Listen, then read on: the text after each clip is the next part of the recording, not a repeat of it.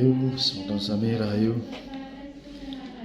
Rahayu asagung ing dumadi mugi rahayu sami pinagi rahayu kasih kesaking kesan Gusti Kang Urbeng dumadi.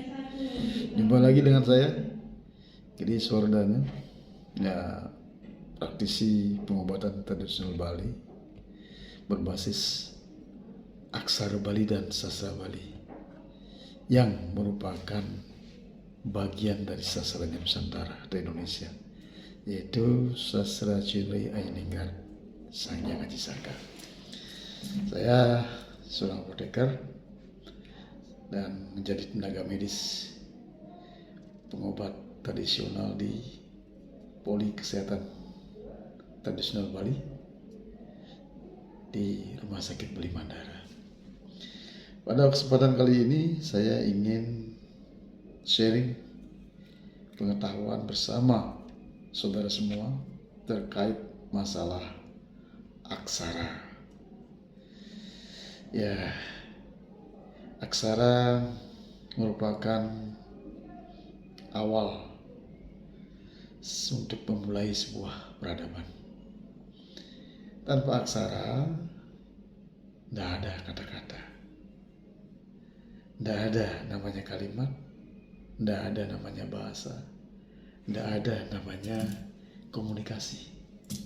Jadi adanya peradaban ini karena adanya komunikasi antar manusia, antar umat. Jadi komunikasi itu bisa dilakukan seperti tadi karena adanya aksara. Aksara ini berkembang dari zaman ke zaman. Mulai dari awal peradaban megalitik, peralihan megalitik ke purba, zaman purba, peralihan purba ke kerajaan, kemudian zaman kerajaan.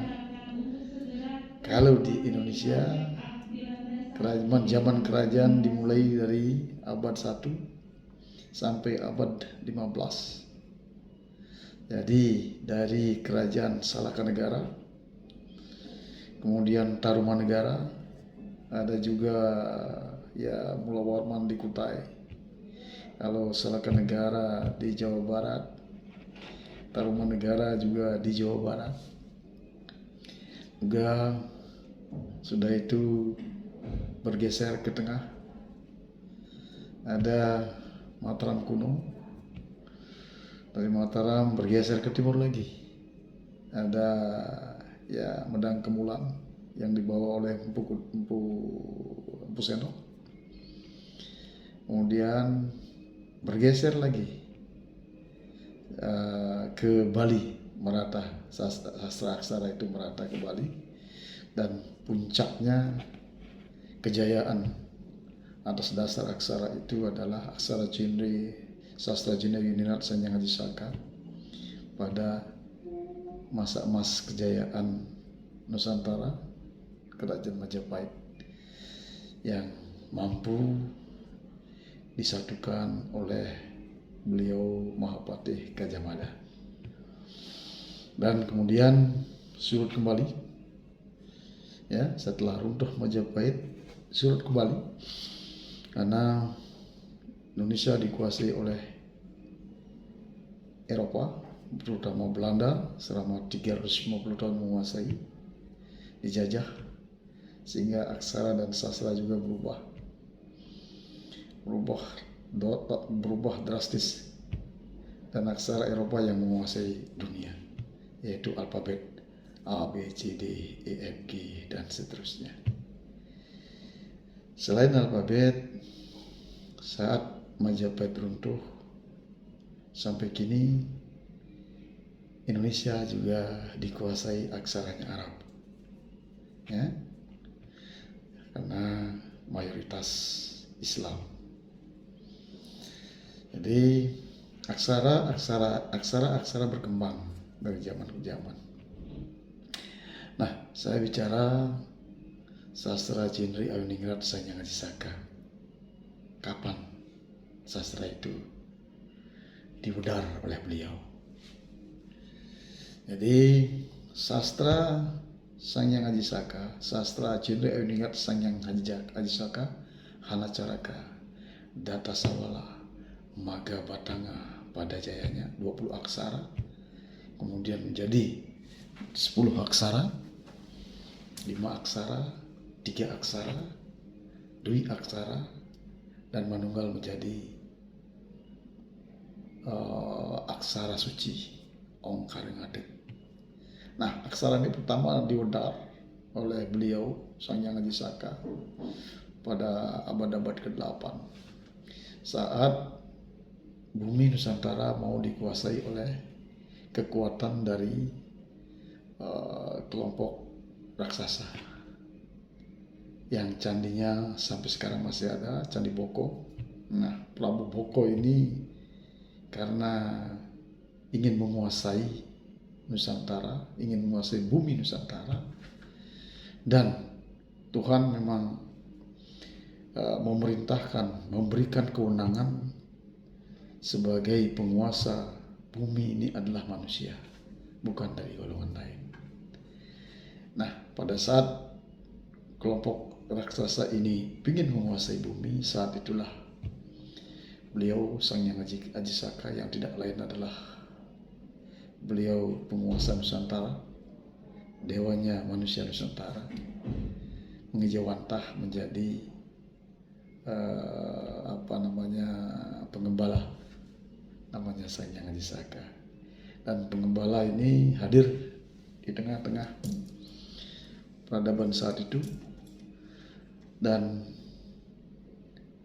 Raja Pengging Sangyang Prabu Damarmaya mendapatkan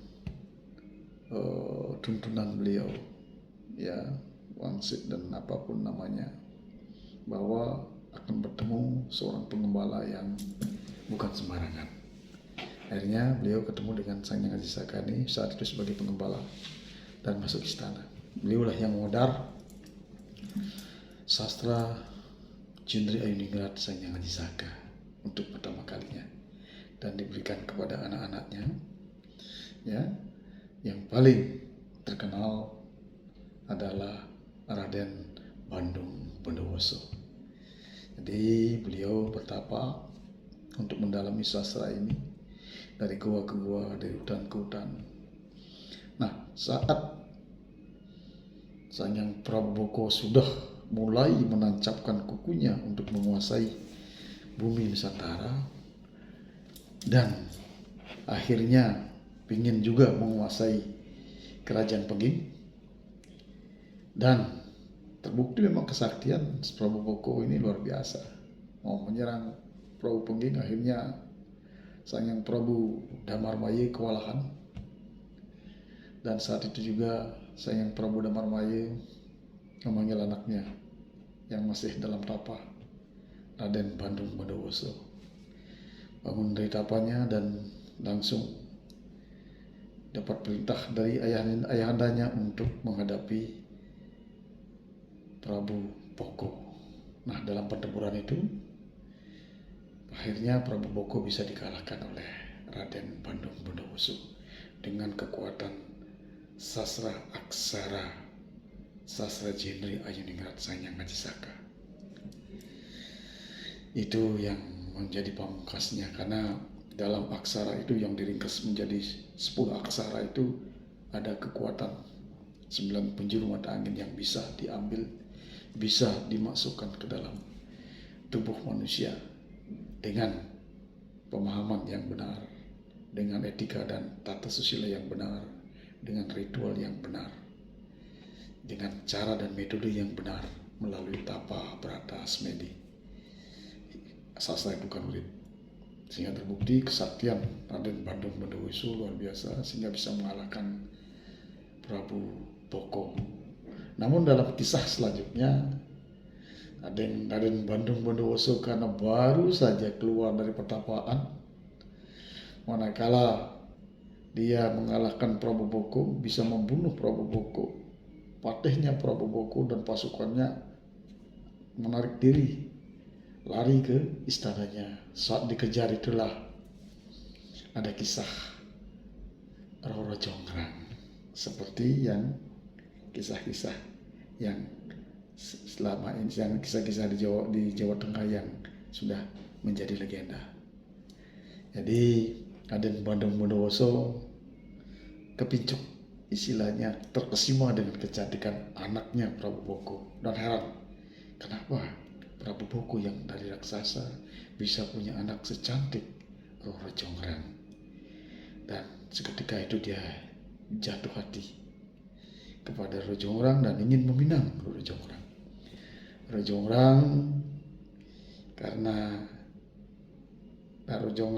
karena takut, ya akhirnya mengiyakan, padahal di dalam hatinya dia merasa marah, mangkel kepada Raden Bandung Bondowoso karena bapaknya dibunuh.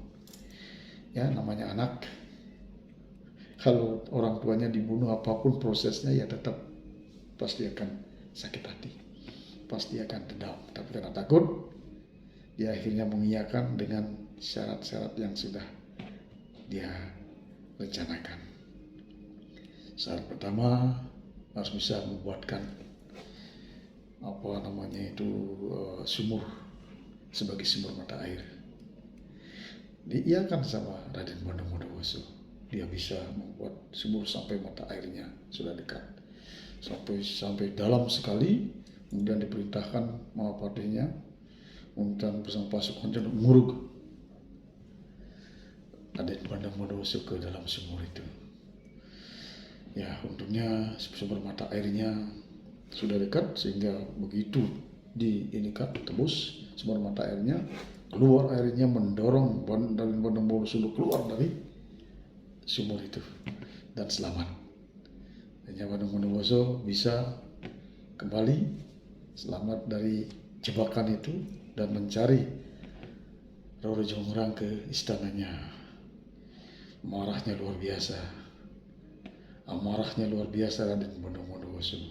Namun melihat Roro Jonggrang, karena dia jatuh hati, ini kisah memang ya salah satu kebodohan juga manusia.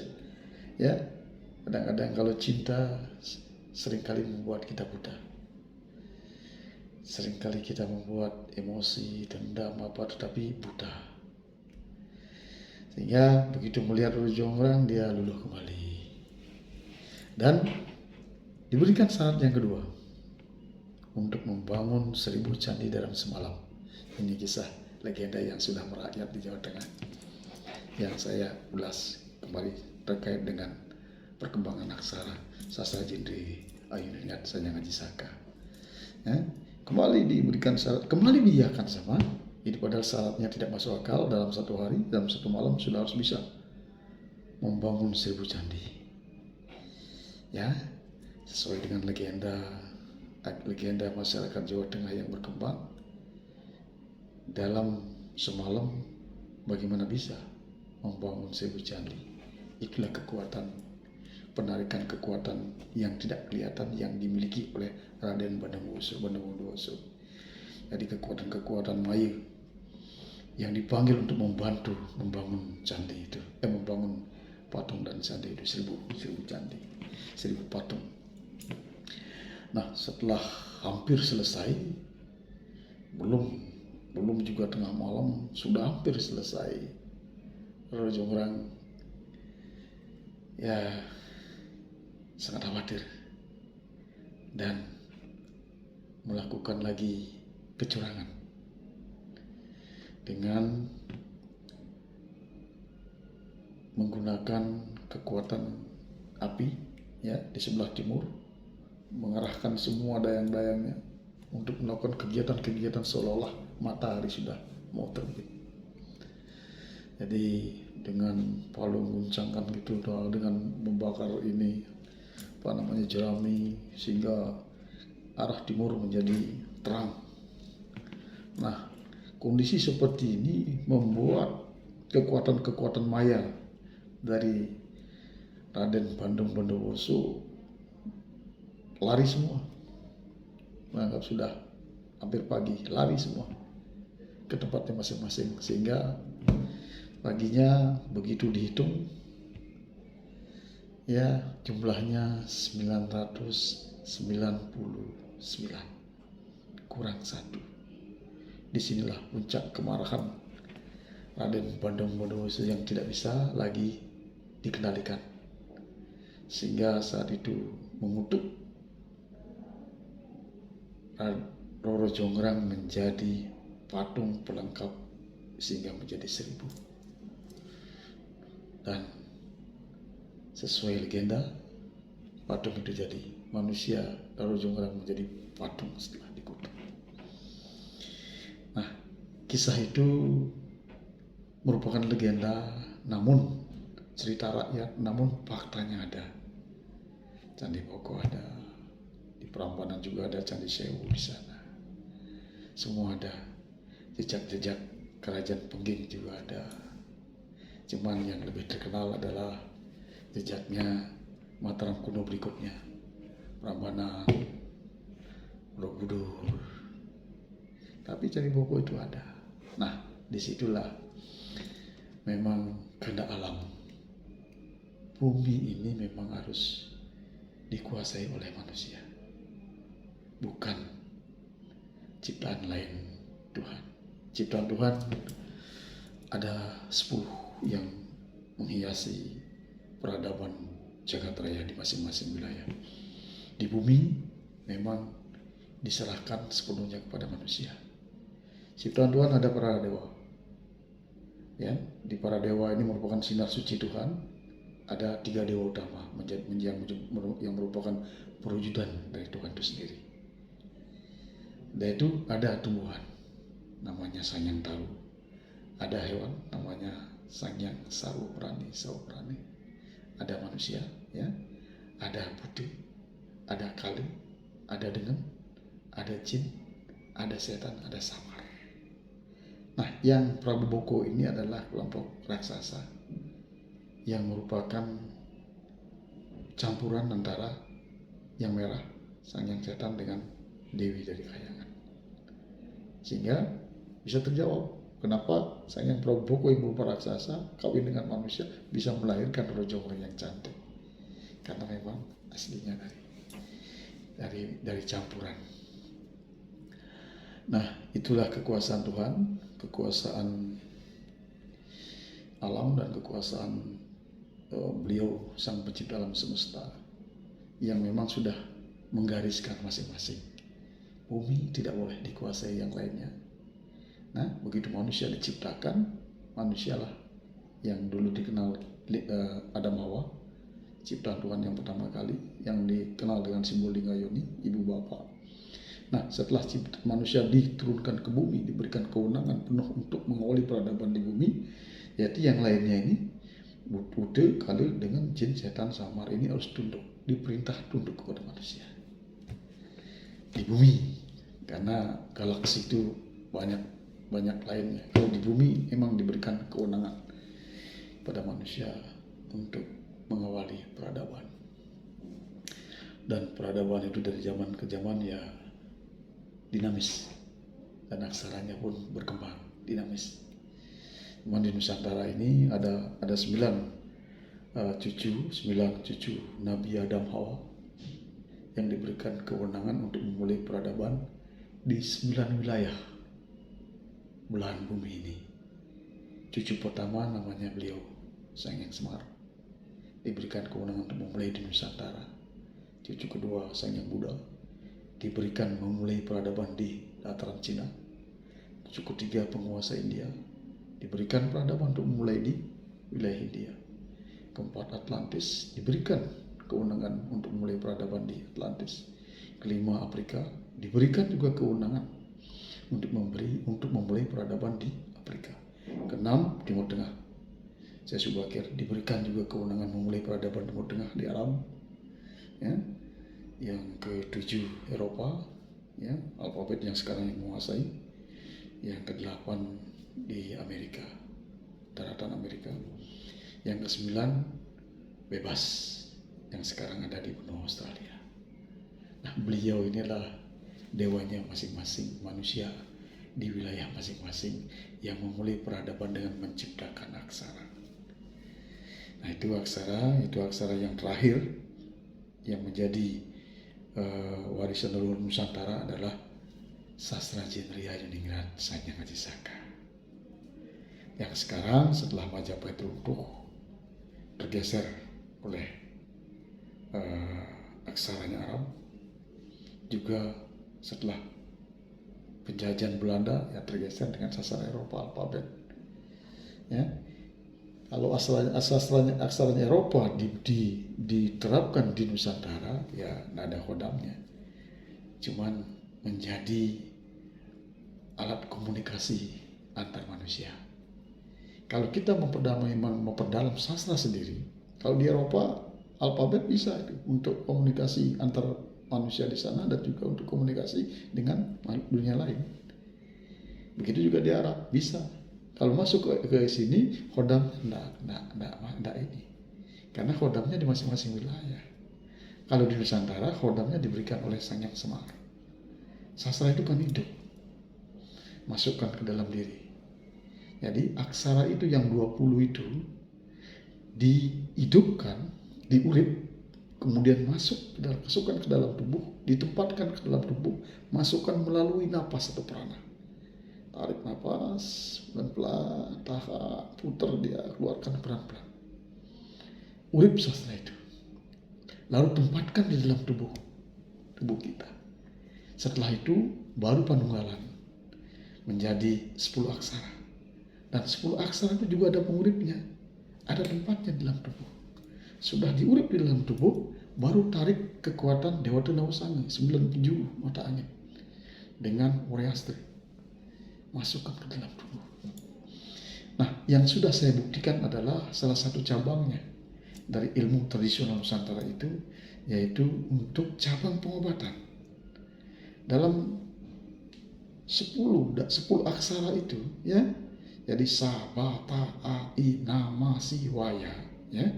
Ada sa di timur, ba di selatan, ta di barat, a di utara, ya.